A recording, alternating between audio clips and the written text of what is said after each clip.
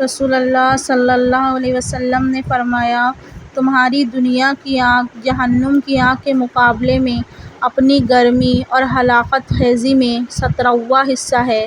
کسی نے پوچھا، یا رسول اللہ، کفار اور گناہ گار کے عذاب کے لیے تو یہ ہماری دنیا کی آگ بھی بہت تھی۔ آپ صلی اللہ علیہ وسلم نے فرمایا کہ دنیا کی آگ کے مقابلے میں جہنم کی آگ 69 گنا بڑھ کر ہے۔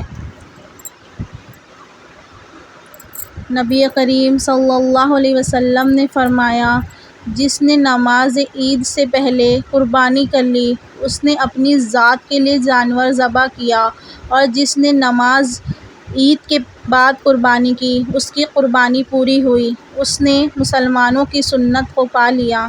نبی کریم صلی اللہ علیہ وسلم نے فرمایا، دو نعمتیں ایسی ہیں کہ اکثر لوگ ان کی قدر نہیں کرتے، صحت اور فراغت۔ نبی کریم صلی اللہ علیہ وسلم سے پوچھا گیا، کون سا عمل اللہ کے نزدیک زیادہ پسندیدہ ہے؟